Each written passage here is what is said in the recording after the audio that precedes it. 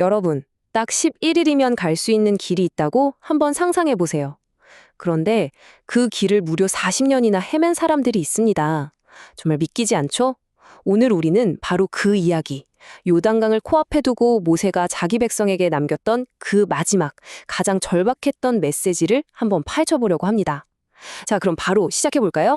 자, 여기 한번 보세요. 왼쪽을 보면 호렙산에서 약속의 땅 입구인 가데스 바네아까지 걸어서 고작 11일 거리라고 되어 있죠? 근데 오른쪽은요? 실제로 걸린 시간, 무려 40년입니다. 이건 그냥 숫자가 아니에요. 한 세대 전체의 인생이 이 안에 담겨 있는 겁니다. 바로 여기서 오늘의 핵심 질문이 나오는 거죠. 아니, 도대체 왜 그랬을까요? 2주도 안 걸릴 여정이 어떻게 한 세대를 통째로 삼켜버릴 수 있었을까요? 길이 험해서? 다른 특별한 이유라도 있었던 걸까요? 오늘 우리가 살펴볼 신명기가 바로 이 질문에 대한 모세의 대답이라고 할 수 있습니다. 이야기의 배경은 이스라엘 백성이 광야 생활 40년의 끝자락에 다다른 모압 평지입니다. 모세는 이제 자기가 그토록 그리던 약속의 땅에 들어가지 못한다는 걸 알고 있어요. 그래서 그는 자신의 남은 모든 힘을 다 쏟아서 부모 세대의 실패를 두 눈으로 똑똑히 보고 자란 이 새로운 세대에게 마지막 설교를 시작하는 겁니다. 이 타임라인을 보시면 그들의 여정이 한눈에 들어오죠. 모든 건 호렙, 바로 시내산에서 율법을 받는 것에서 시작됐습니다. 그리고 결정적인 실패의 장소, 가데스 바네아에 도착했고요. 그 결과가 바로 40년간의 광야 생활이었죠. 그리고 지금 마침내 모압 평지에 서서 이 모든 것을 처음부터 다시 설명해야 하는 그 순간이 온 겁니다. 여기서 정말 흥미로운 지점이 뭐냐면요. 모세가 전하는 메시지가 무슨 새로운 정보가 아니라는 거예요. 핵심은 바로 다시 설명하는 데 있습니다. 왜냐고요? 사람은 망각의 동물이니까요. 그리고 하나님과의 약속을 잊어버리는 것, 그게 바로 모든 실패의 시작이었기 때문이죠. 자, 이제 모세는 그 길고 긴 40년의 방황을 만들어낸 단 하나의 사건, 그 가장 뼈아픈 기억 속으로 사람들을 데려갑니다. 바로 가데스 바네아에서의 그날, 정탐꾼들이 보고를 했던 바로 그날로 말이죠. 처음 보고는 정말 희망으로 가득 찼습니다. 정탐꾼들이 돌아와서 말하길 그 땅은 정말 좋습니다. 과일이 정말 풍성합니다. 약속의 땅이 진짜 젖과 꿀이 흐르는 그런 풍요로운 곳이라는 걸 자기들 눈으로 직접 확인했다는 거죠. 여기까지는 모든 게 완벽해 보였어요. 하지만 바로 그 뒤에 비극적인 반전이 일어납니다. 그러나 성벽은 너무 높고 그곳 사람들은 거인 같습니다. 우린 절대로 갈 수 없습니다. 눈에 보이는 사실 뒤에 숨어 있던 그 두려움이 폭발해버린 거예요. 하나님의 약속보다 눈앞에 있는 거대한 성벽과 사람들이 훨씬 더 크게 보이기 시작한 거죠. 이 말을 듣고 모세가 정말 절박하게 외칩니다. 두려워하지 마라, 주저하지 마라. 제발 기억하라고 애굽에서, 홍해에서, 그리고 이 광야에서 내내 우리를 위해 싸워주셨던 그 하나님을 기억하라고 말이죠.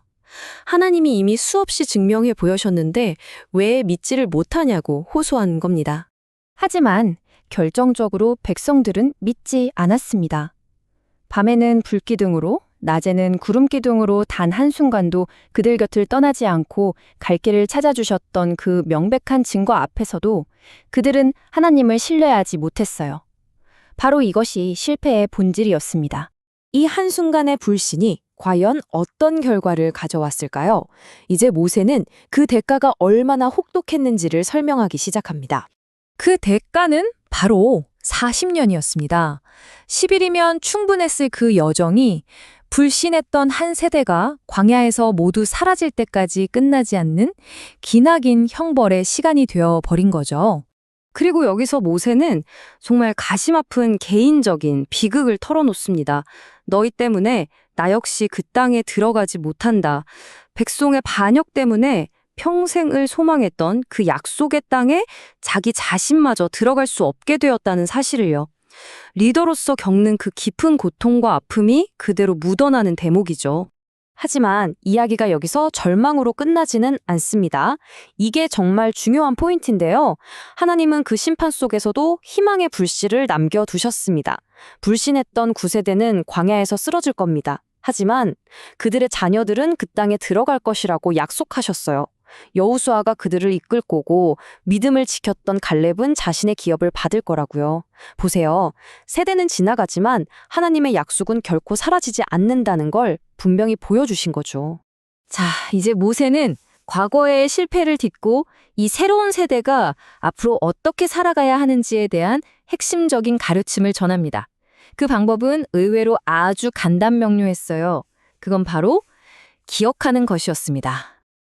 그리고 이것이 신명기 4장의 가장 중심이 되는 명령입니다. 내가 너희에게 명령하는 말을 더하지도 말고 빼지도 말라. 한마디로 하나님의 말씀을 자기 맘대로 편집하지 말라는 거예요. 내 생각에, 내 입맛에 맞게 더하거나 빼지 말고 그냥 있는 그대로 지키라는 거죠. 말씀은 분석의 대상이 아니라 순종의 대상이라는 강력한 선언입니다. 이어서 모세는 우상에 대해 아주 강력하게 경고하는데요. 이 슬라이드는 그 우상을 현대적으로 아주 잘 정의해주고 있어요. 우상이란 단순히 돌이나 나무로 만든 어떤 형상만을 말하는 게 아닙니다. 우리 마음속에서 하나님보다 더 무거워지는 그 모든 것, 그게 바로 우상이라는 거죠. 예를 들면 이런 것들이 될 수 있겠죠. 돈, 다른 사람들의 인정, 세상적인 성공, 심지어는 아주 소중한 관계까지도.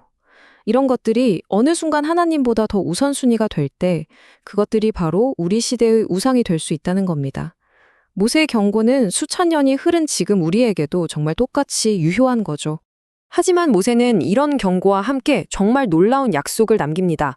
만약 너희가 실패해서 흩어지게 되더라도 그 자리에서 다시 너희 하나님 여호와를 찾게 되면 그것도 마음을 다하고 뜻을 다해서 그를 찾으면 반드시 만나게 될 거라는 약속이에요. 이건 정말 심판이 끝이 아니라 회복이 하나님의 궁극적인 목적이라는 걸 보여주는 복음과도 같은 구절입니다. 결국 모세의 이 길고 간절한 메시지는 이 하나의 선언으로 모아집니다. 40년의 광야 생활, 그 수많은 율법, 경고와 약속들, 이 모든 것의 궁극적인 목적은 단 하나였다는 거죠. 바로 여호와가 유일한 하나님이시고 그 외에는 다른 신이 없다는 것을 이스라엘이 그리고 온 세상에 알게 하는 것, 바로 그것이었습니다. 자, 오늘 이 모든 이야기를 마무리하면서 여러분께 질문 하나를 던지고 싶습니다. 이스라엘에게는 하나님의 구원과 인도하심을 기억하는 것이 생존의 열쇠였잖아요. 그렇다면 오늘 여러분의 삶에서 여러분의 믿음을 생생하게 살아있게 만드는 그 결정적인 기억은 무엇인가요? 아마도 그 기억이 바로 여러분 각자의 광야를 이겨낼 진짜 힘이 되어줄 겁니다.